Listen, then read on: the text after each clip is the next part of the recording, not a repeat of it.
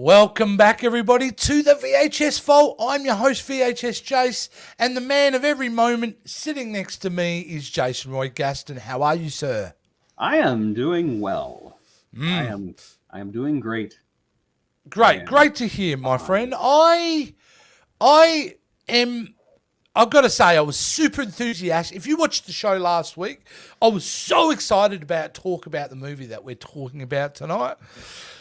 I've just watched it in the last couple of days. That excitement has come down a little bit. And what I'm referring to is Friday the 13th, Part 3 in 3D, Jason. 3D. And I did try to warn you. Try to warn you that this movie is buns at its core. And you were all nostalgic and you were looking through rose-colored glasses. And I was looking through 11-year-old glasses. Whatever you were doing. And it's just, it's not a good movie. It's not. The 11-year-old me going, "Oi, mate, this is bloody Ripper." So, what can I do? I don't know what any of those words mean, but okay. No, sure. I'll add a YouTube will translate at the bottom of this one. So either way, we kind of... marks. WTF, question mark. Yeah, that's it.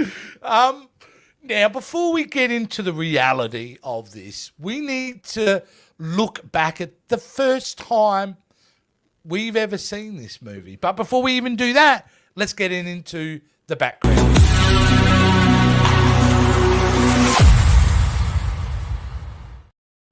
I almost forgot that segment, but I saved the last second there.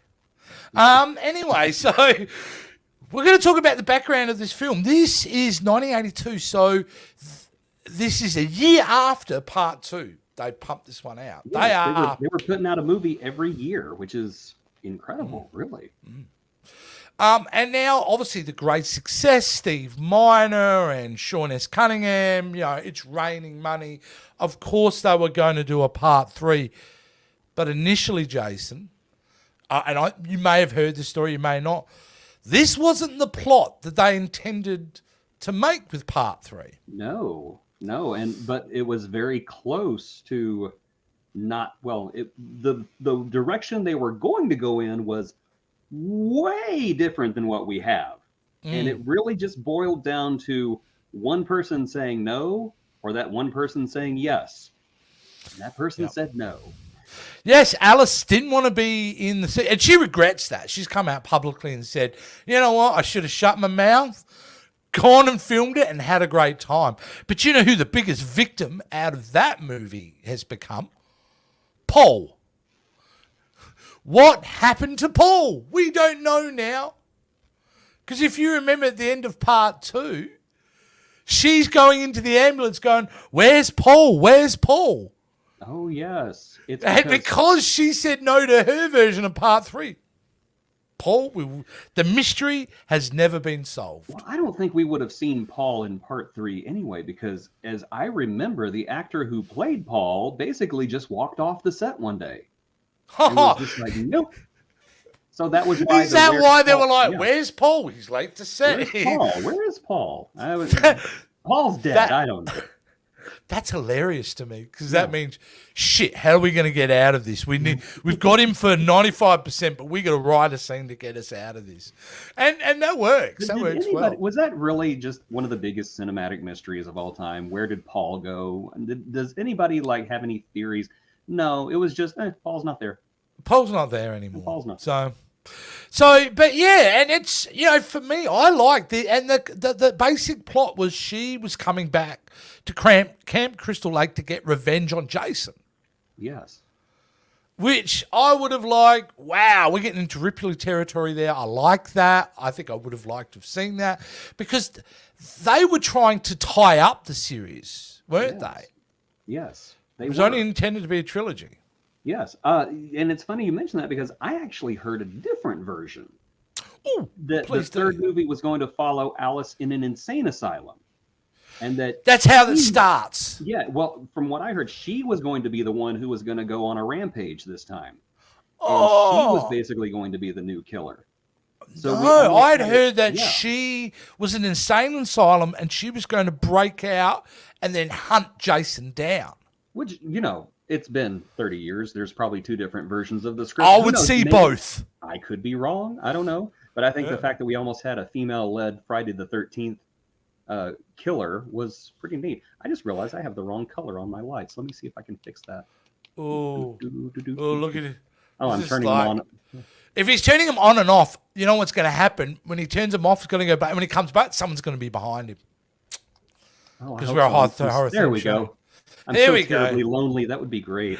Now he's going to get lonely 50-year-old men knocking on his door. Sorry, you've just turned the light on to say you're in business now, Jason. Clearly you're going to have all these men knocking on your door. Well, haven't you ever heard that term? When you turn the red light on, that means red light district. That means you're a boudoir, a place of ill repute. What? Have you never heard that? No. What are you talking about? They used to do that back in the day to indicate that if brothels were open. I can't believe I'm saying this. No, I know. They would turn a red light on. I just like listening to you explain things. That's all. Yeah. Yeah. All right. You're wasting my time. Let's get on with this movie. And let's talk about, we've done the background info. Our first time watching.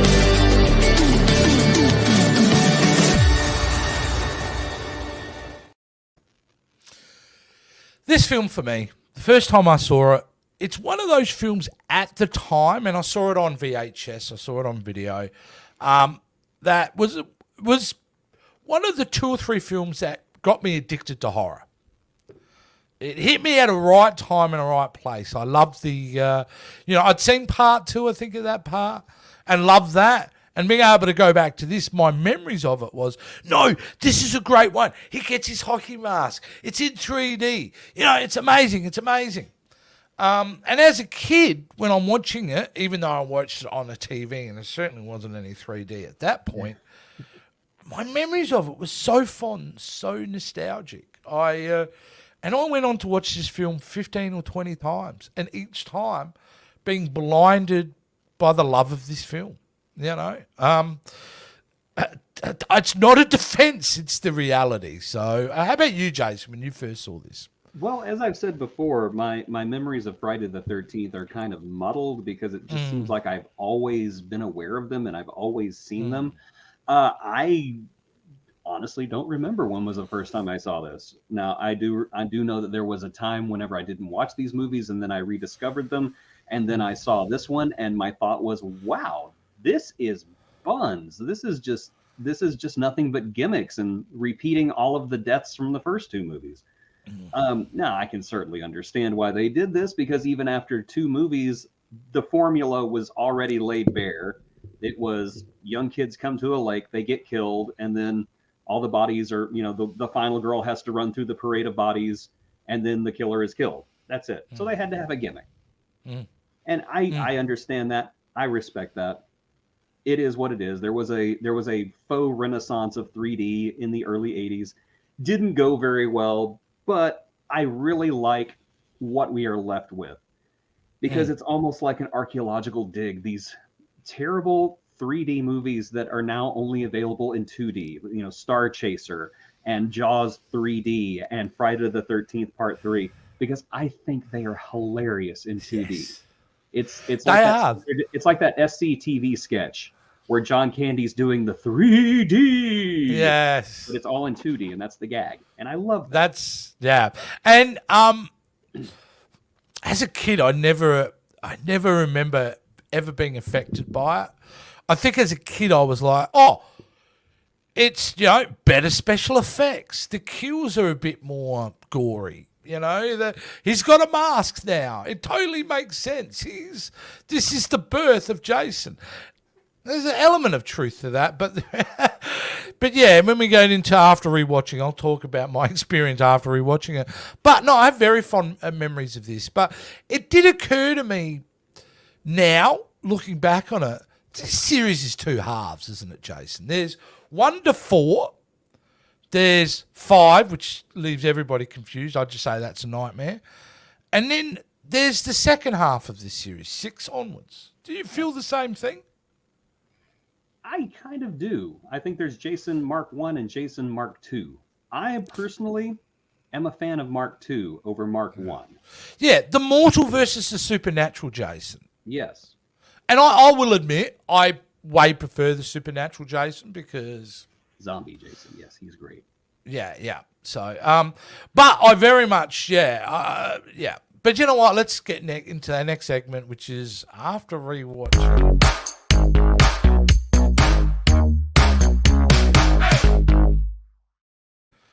Oh, dude, this is fucking shithouse. This movie is dog shit. I can't believe that I was in love with this so much as a kid. I don't know what I was thinking. I watched it again, and I'm going, this is some of the dumbest shit I have ever seen.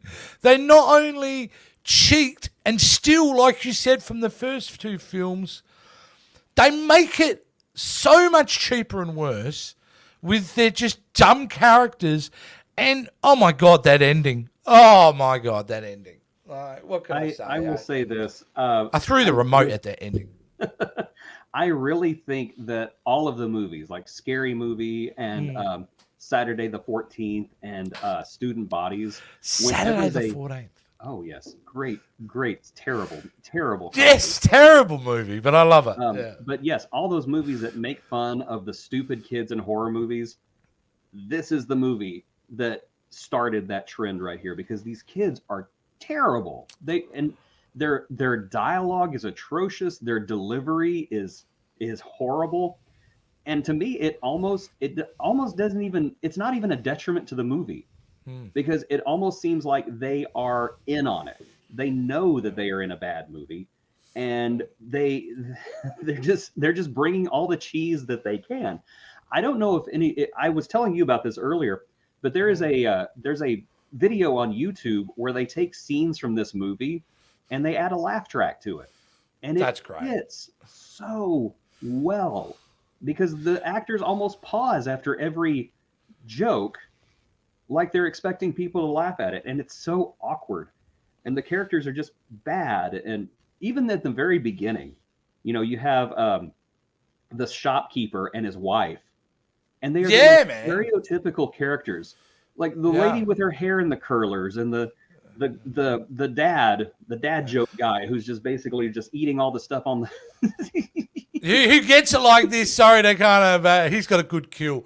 But yes, I'm sorry, that looks like it comes out of like a Mexican soap opera, right there. Yeah, I wouldn't go shopping at that supermarket. No, definitely not. How did the rabbit get into the produce? The rabbit wasn't that high, he put them there. And I love the fact that he goes to the rabbit hutch and there's a snake, and of course it's a gag because the snake goes and it literally scares the crap out of him. Hey, did you notice in this shot though, the newsreader? Who is that? That's Jason. That's Mr. Richard Booker. Yeah. So that's what he does in his part-time. Yeah. So, sorry, I just wanted to point that out. But that opening scene is pretty ridiculous. Mind you, let's not even get past the fact that this is set a day after part 2. The next day. He has a machete halfway down his shoulder and no sign of trauma or blood in this film from that wound, that gaping wound in the entire film. And that's like, well, he's mortal, Jason. We've got to see something here. He's half his thing would be hanging off at that point. Well, in this movie's defense, Jason's injuries have never been consistent throughout this entire series. I mean, he basically rots in part 7, and then in part 8, he's unrotted. And it's like, you kind of got to let it go. Beyond that, yeah. But I'm okay with that being supernatural, Jason. Yes. Mortal Jason, I'm expecting something a little bit different. So, this is the theory. That night, after he did what he did, he went back, sewed himself up, gave himself a haircut, and then shaved his head because the locks are gone magically the next day. Yes. He's got no hair whatsoever.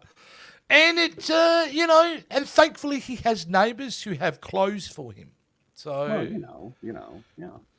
I did like that scene. I did like the shots of her taking off the clothes and just, they timed it well with him just walking off screen. You'd see his legs and the back of him. I did like that, like from a perspective of, they shot that well. There are little hints of brilliance in this movie that are very rare, but they do happen. Yeah, they're more technical filmmaking things, nothing to do with the plot. There's some jokes in this movie that I think work very well. Yeah. I mean, there's a joke that's done in this movie that is so good that Super Troopers ripped it off. Oh God, well, you got to say it. That is the scene whenever all the kids are in the van heading for the lake, Yeah. and the cop car comes up behind them. So they're eating all their illicit substances, Yes. and the car just zooms by them. Super Troopers ripped that joke off. Now, yes, Troopers told it better, but they did rip it off. But in Super Troopers' defense, this movie did rip off Chong. Tommy. Oh yeah. Oh, he is literally. It's just Cheech and Chong, except we want him to get laid, so we'll give him. When people I mean, because look, the headband. Chong. Yeah. It's Chong, and you know what? She's got a Cheech vibe about it. I will give her that as well. It's Chica and Chong. That's what it is. And but they're cast. That was one thing that I laughed about in Freddy versus Jason is everybody was up in arms because they said that character is just a ripoff of Jay from Jay and Silent Bob. I was like, have you watched any of the Friday the 13th movies? Yeah. There's usually always a character that's ripped off of somebody else. And you ask Kevin Smith, he rips off from all the movies he watched. Everybody steals from everybody. Absolutely. That's Hollywood, people. There is nothing new under the sun. Nothing this new movie is proof of that. You know who I would think deserved an award? The casting person for this movie, though, because their ability to get such uncharismatic people into the same group, it is unbelievable. Oh, I particularly despise watching again. The Jewish boy. What's his name? I can't remember. His name was Shelley. And I took a note about Shelley. I almost liked this guy. I almost felt bad for him. And then there's a scene when he's talking to Vera, and Vera says, I like you. Let me go outside and go do this, and then I'll come back and we'll talk. And she leaves, and he goes, bitch. And yes. I'm like, no, this guy's an incel. Yeah. He is basically that quintessential third grader who hits the girl that he supposedly likes. Yeah. And then the parents go, oh, don't worry. If he hits you, it just means he likes you. He is a perpetual victim. Yeah. Parents, he's playing a victim. Stop telling girls that if boys hit them, it means they like them. Tell girls that if a boy hits you, punch them in the face. That's what you should be telling them. But yeah, either way, he's approached like to that character who you're supposed to sympathise with. This is the character supposed to represent to young kids who are not, the quarterback.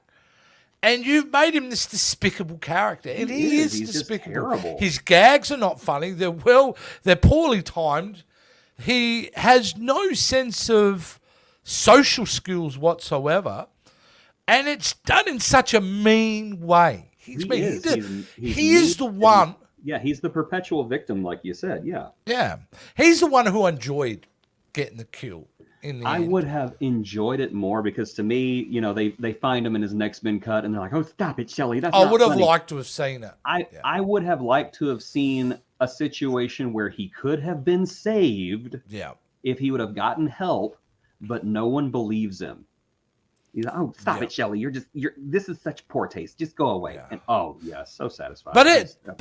I will say that makeup, I particularly like, and you may not see that in an image, but they gave him bloodshot eyes and almost a little bit of red under the eyes, which I kind of thought sold that effect quite well. It did. It looked really gruesome. There was some really good effects in this movie. There are some good kills. Yes, there's some good kills. There's some bad kills. And my favorite kill is, I'm not going to say it yet because it is so good. Okay, well, tell me about your bad kills then. If we're talking about kills, let's do it. Okay, so the bad kills, of course, is the death of, and I cannot remember this character's name because who would have thought I can't remember the name. Just describe him. I can't remember. Okay, Hammock Girl. Oh, Hammock Girl, which is let's have a look. She's the there we go. Is that this? Yeah. There's the kill. She's the one who just gets the Kevin Bacon treatment. She gets the Kevin Bacon treatment. Yeah, and the makeup is worse. It is, because you can see it right around the neck there. There's like it was just done so much better in the first. And somebody forgot to tell them that human beings have blood on the inside of them too. Yes. Because we're not made of cake, despite what some TikTok say. Not everything is made of cake. It's basically like. It's like, oh no, they're cutting a person. It's really a cake. You see those videos where they cut into things. It's actually a cake. But there are some good kills here, I think. Yes. But they all deserve, because we have so many dumb characters. Can I also mention, and I'm just trying to find the pic here, of some of the dumbest gang members I've ever known. Oh my goodness. This trilogy of morons in this film is just, A, you're not threatening in any way. No. B, you're stereotypical on the borderline of being offensive with the African American character. Yes. Because I'm going, though he gets his moment in the end was all right, because he's the only one who actually gets to punch Jason in this film. It didn't last long, but he had a crack. Did you notice that none of the characters, aside from the archived footage from Part 2, Jason is never referred to by name in this movie?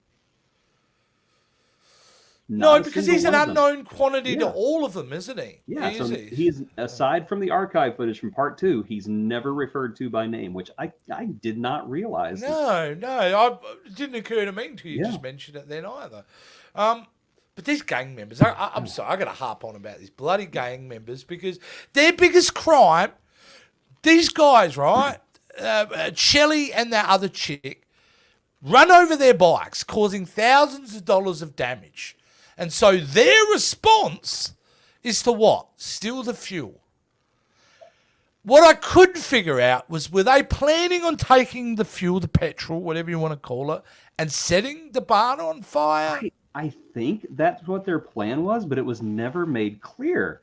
And No. I just thought it was so funny that whenever the female biker, and I cannot remember what her name was, when she goes into the barn, she acts like a 7-year-old who's never seen a barn before. Because she walks in and she's just amazed, like Hillary Clinton watching the balloons come down. Just going, and this is the part that got me. She goes in there trespassing, and at one point she hears something in the hayloft and she goes, "Who's up there?" Okay, that takes some gumption to break into somebody's barn and then demand to know who's in there. Oh my God, I didn't think, yes, absolutely. They had one of the dumber 3D effects in that scene too, where she falls over and the pitchfork is right there. Yeah. Yeah, which was a dumb, it's like, well, shouldn't it be facing the other way? Which we get a lot of. And if I'm going to talk about 3D effects, one of my favourite ones though, is because the old man died in the last one, which was a bit of a bummer. They needed a new codger, yes. They needed a new codger, and his new codger had a really cool, completely horrific, and no, I can't fathom why he has this. He shows them he has an eyeball. Yes, and none of these kids thought about alerting the authorities that this man had a potentially human eyeball. They just kind of forget about it in the next scene. Because if that would have happened to me, I'd shown up at the camp going, "Oh my God, you would not believe what just happened. Really? We need to call the police." Yeah. Because, if anybody comes up to you and goes, "You're all doomed, and here's an eyeball," that may raise some red flags. I would go home. Yes. I would certainly be making white a call. people. White people. Yeah, white teenagers, the dumbest species ever. Yes, I agree. Like American. So I'm going to regionalize this. American teenagers. They kind of deserve to die in these movies. Mayonnaise American teenagers are the dumbest people on earth in these movies. Yes, I fully agree. But the barn is a big star of this movie, dude. It is. It's almost its own character, because we go to that barn several times in this movie. And I believe we revisit it several times in the sequel, too, because I think these sets are like standing sets. And if I'm not mistaken, the cabin actually existed as a set until 2006, when a Friday the 13th fan set a fire in the fireplace without realizing it was not a real fireplace, and they burned the cabin down. And then the moron posted it on a forum. Oh, what an idiot. And put pictures up of what he had done. Yeah. Like, unbelievable fruitcake. Was he a white teenager? Probably. Okay, probably. Definitely white. I can guarantee you that. Yeah. Okay, the barn sequence. There's two more things I love about this barn sequence with the gang in there. Yep. Number one, Jason in the background walking around with all of the props, the well-hidden props, hiding his face, kind of like the props would hide nudity in the Austin Powers movies. I found that so hilarious. And then then for some reason the Caucasian gang member, who is named Loco, He's a little bit loco. Yeah, walks around during these entire scenes and has an unlit cigarette in his mouth. He never lights it. He never smokes. It's just an unlit cigarette in his mouth during the entire scene. Well, back when they're stealing the fuel, remember the other guy smacks it out of his mouth, and it wasn't lit then, and he just takes another one and sticks it in and never lights it up. I guess it's a comfort thing. It'd be like, dude, toothpicks would be cheaper. Like, yeah, I guess. I don't know. It just reminds me of this great movie, which is on the wheel, by the way, this great movie called One Dark Night, where there's a character who, for some reason, runs around this entire movie with a toothbrush in her mouth. Oh. And it's so unintentionally hilarious. Oh, and I also have to say, if these kids would have played their cards differently and tried to make friends with Jason, he was the best guard dog they could have had. Because he doesn't go after the teens at first. He goes after these trespassing gang members. Yeah, yeah. You know, if they throw him a steak every now and again or said, you may have to chain him up. Hey, Jason, have to be good job. Your mom would have been proud. I think he would have been great. He would have been, he'd have been like that, the zombie at the end of Shaun of the Dead. Yeah. Keep him around. Playing games. Keep him a guard dog. Yeah. Oh, be careful. Yeah, I think you'd have to break him in. I think you'd have to get someone from the Yellowstone series to kind of break him in like a wild horse. Get Caesar Milan out there going. Here's a question though. Do you think Jason goes to the bathroom like a regular person? I will say Jason generally is quite conscious of his clothes. Yeah. His pants always seem to be neat and tidy. His shirt always seems to be tucked in.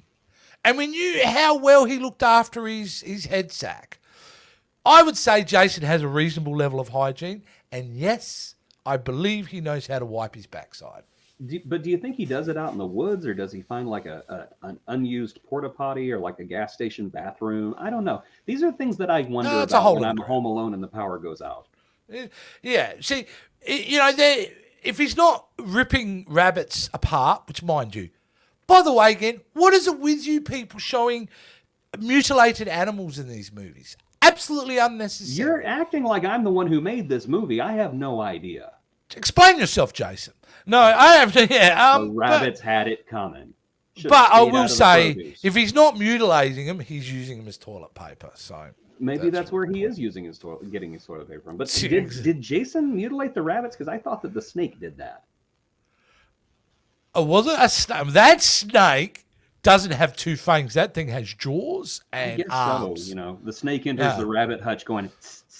See, we're getting trapped here, Jason. Think about logic with this film. There is no logic in this movie. It is a pit we will never get out of because, there is zero logic in this film. I gave up. I had like 3 pages of notes, and that was like halfway through the movie, and then I just gave up. I was like, oh, my God. Can I say some of the other... Here's where you kind of mentioned 3D and 2D becomes ridiculous. You mentioned that earlier. And there's, things like that shot, absolutely ridiculous, which just didn't work for me. It's just everything minor in this. I think hot pokers, there's everything. Popcorn, the scene of popcorn. Chong trying to catch it in his mouth, that was so funny. Like all these 3D gimmicks, which... I got to say, as someone who saw this film in 3D eventually in the 90s, got to see it in 3D at a cinema. I'm so jealous. It works differently. I got to say. It's different. Yeah, it has. Now, I may have had a couple of beverages when I went and saw it with my friends, as you would at that age. Oh, I'm sure you'd have to kind of get but it does play differently. The gimmicks work. I mean, the title sequence alone is magic. Oh, that Superman opening sequence, yes. So great. Yeah, which it really works well in 3D. So the gags work, but in 2D. My favorite gag in this movie is when Andy has the yo-yo. And I can't remember her name. The Chili? Was it Chili? I feel like that's... Might have been the girlfriend. Yeah. She's on the ground, and he's like doing this yo-yo in front of her face. Yeah. At one point, it hits her face, and she goes, "Hey, that was close." No, honey, that was not close. That hit your face. Another reason they deserve to die. Yes, they did deserve to die. I have a bit of trivia here for you. Oh, please do. I love trivia. Okay. The reason why Jason has a hockey mask is because of 3D. And that is because Martin J. Sadoff, who was the film's 3D effects supervisor, Mm-hmm. kept a bag full of hockey gear all the time because he was such an avid hockey fan and loved playing it. Oh, So cool. the director Steve Miner loved the look of the hockey mask that he saw in the bag. Oh, I just knocked my microphone. He saw the hockey mask in the bag and was like, "Hey, we're going to use that." So if this movie had never been in 3D, it's a good chance that Jason probably would have been wearing a bag on his head again. That is, and it's such a striking, it's so iconic. It is. I mean, there's that moment in this movie, which is really, like, from our perspective, I'm just trying to find the photo of really the reveal of Jason, and that's on the jetty. Yes, and it's 'Cause that's so the first- understated. Yeah, he just walks out and it's so understated. It's not a huge moment. It's No. just he walks out and he's wearing the hockey mask, and for some reason it works. On another level, like big time it works. Mind you, one of my favorite kills, this one, because I gotta say, I was really impressed by that shot of the harpoon heading towards the camera. yeah, And of course, nice. She didn't deserve it though. no, she No, was one Vera who I did not thought, deserve it. yeah, she really got the short end of the She really spear. did. Yeah. In a way, didn't she? Yeah, no, that wasn't. So, can I say, as much as that's a great effect coming into the screen, and it really was in 3D, I bet. there is one later on that isn't so great, and it's a pretty horrific kill. And I'm trying to find. Here we go. Oh, I know exactly. Yeah. God. And you can, the reason I chose this one rather than the eyeball out is because I don't know if you can see there, but if you look under his eye, you can actually see the fishing line Yes, I see it going across his Oh nose. my gosh, it's like they just took a mannequin from Sears and just And then when it pops out, it wiggles yes, and it's so as it funny. comes out. There's a GIF of it online where it pops out and goes back in and out and in and out and in, and it is the funniest. It's the funniest GIF I've ever seen. And yes, I think I just said GIF and GIF interchangeably because that's just how I roll. But we're getting into the point. I appreciate that because now we're getting into superhuman strength, Jason, which Yes. I kind of like. I like And the him fact that whenever he has he's the stupid ability to- strong. He's like ape strong by this point. Yeah, absolutely. Absolutely. Another good kill that I liked was the hot poker. Yes, that was. I like particularly that gruesome. because it's like it's a courteous kill. Not only am I going to stab you with it, got to cauterize the wound at the Yes, same time. Yes, to So prolong your suffering, of course. Yes, of course. So I thought, yeah, that was a good kill. Some of the other ones as well. What have we got here? Because I've got a bunch of like images of all the kills. Oh my god! Can I This just is the mention stupidest this moment is of the whole movie? stupid moment, Oh. but what makes it even more stupider, and where's the other pick I've got, is the fact that all cars made in this universe have plate glass. Yes, I noticed. The moment they hit the guy with the baseball bat smashes in the windscreen of Shelley, it just cracks like it's plate glass. Yes, And the same with that thing as well. I found it stupid Like, because you're not even okay, trying. the van breaks down as vans tend to do in movies like this. That's fine. Jason Yeah. drops her through the window. Okay, that's fine. She rolls up the window and traps him. Of course, this is like ape strong Jason who's been lifting men up in the air. She gets the van started again, jumps out of the running van and runs away on foot. Now, Yeah.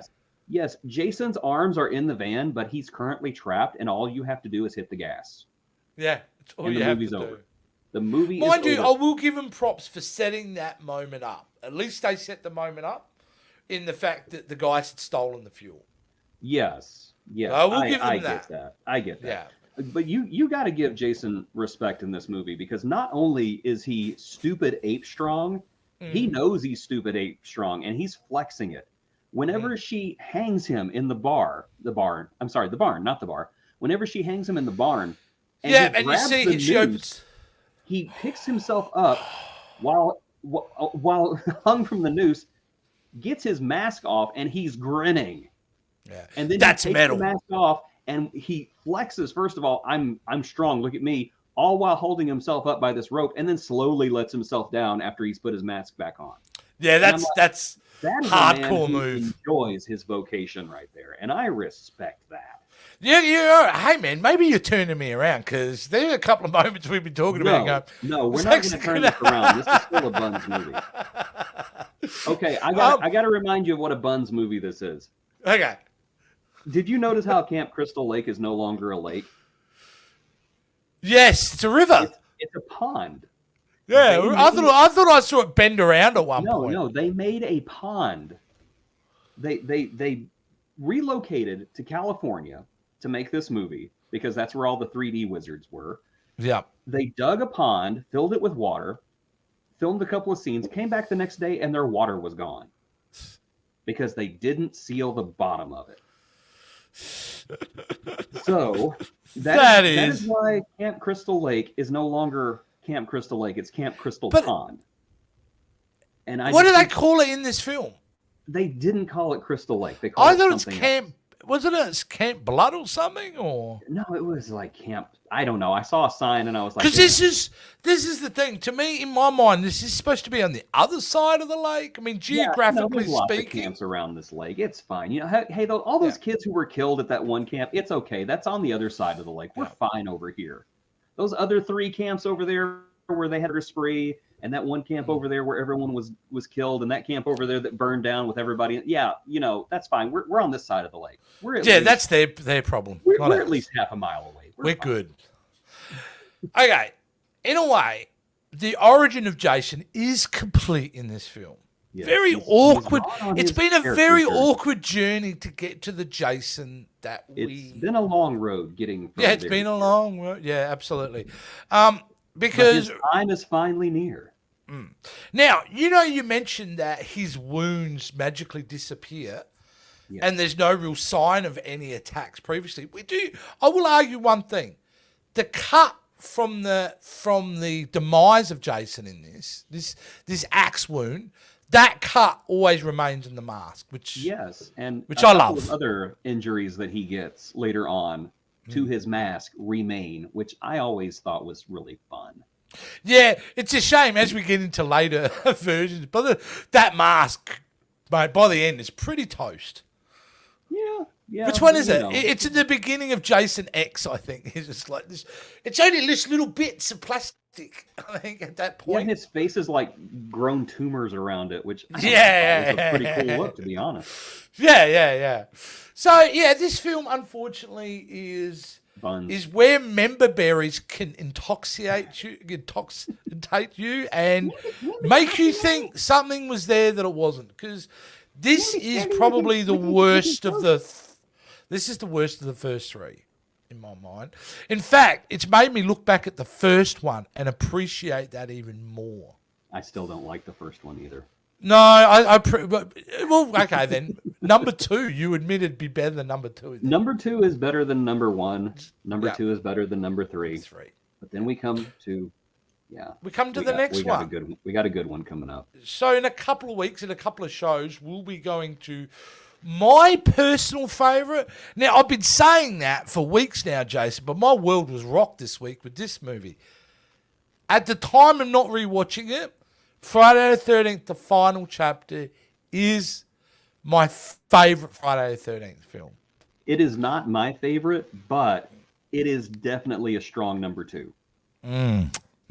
Because this is where the Feldman appears. Yeah, the Feldman has a big role in it, but I also thought the other characters in there were a bit better defined. But I will say, even jumping forward, my memory of 4 was, you complained about the copy and pasting of characters in this movie. It's a little bit more of that. Well, I mean, these movies are not high art. No, they're not supposed to be. I'm not capable of absorbing high art, and I appreciate that they're not. Yeah. So, in saying that, Jace, we are done with Friday the 13th Part 3. We've talked about it. Would you recommend people rewatching it? I would rewatch it for the unintentional hilarity. Would you recommend people to watch it for the first time? Absolutely. I think that if you're going to watch these movies, you should not skip any of them. You should go on the same rocky journey the rest of us went on. Because remember, what we say here is strictly our opinion. What I see as a movie that is complete pap, you may absolutely love it, and that's fine. Again, I'm just an old fart who's given his opinion about things. You may love something that I don't, and I will say this: if you love something that I don't, it makes me happy that something that did not bring me joy is bringing joy to someone else. The most beautiful thing about film is it being subjective. Absolutely. And that's what makes the medium so wonderful, you know? Absolutely. Even though Jason liked that new Ant-Man film and it was garbage, that's okay. Film is subjective. I will leave it at that. I just lowballed him with that comment. All I heard was somebody who was talking about toxic Marvel fans in the last episode that we did with Swamp Thing, going on about how bad Ant-Man and the Quantumania was. That's not from a Marvel. Hey, it's a good MCU film. It's just not a great Ant-Man film. That's I thought it was the best Ant-Man film. So, but then again, that's not really a high bar. No. And you know what? Let's aim for some high bars, Jason. We finished talking about this. It's time. Yeah. It's time to do one of my favorite things about this show, and that is the wheel. Yes, indeed. The wheel. What do we have call a name for this thing? No, it's the VHS fault. It's the genre wheel. It's the wheel of VHS. Yeah, we're going to come up with a snazzy name for it. But as you can see here, guys, we have all the categories there from drama, animated, family, horror, comedy, science fiction, fantasy, and action. Let's do it, Jace. Let's do it. I want to know what we're going to be up against next time. I love the randomness of this. We are... There we go. Talking subjective. We're doing comedy. My fingers are crossed for Porky's. Whew. All right, now let's go and open up. Talk about a film that probably hasn't aged well. My gosh. Yeah, I know. That's why I didn't say anything. I saw it a couple of years ago. I'm like, oof, problems here. I haven't seen it since the 80s, so I don't know. Now, let's have a look at some of the names in here. And I've got all the names listed here. Oh, I see one that has not aged very well at all. And there's top one being Soul Man. It probably didn't age well. I'm responsible for putting that on there, too, I will say. What is... Mannequin's problematic in its own way, too. Go back to that list of names. Hold on. Go back to that list of names. What is Eat Wreck Girls Are Easy? I don't know. Eat Girls Are Easy. What is that? Yeah, I don't know, but now it's Earth Girls Are Easy. I've seen that movie. I had no idea. That's better.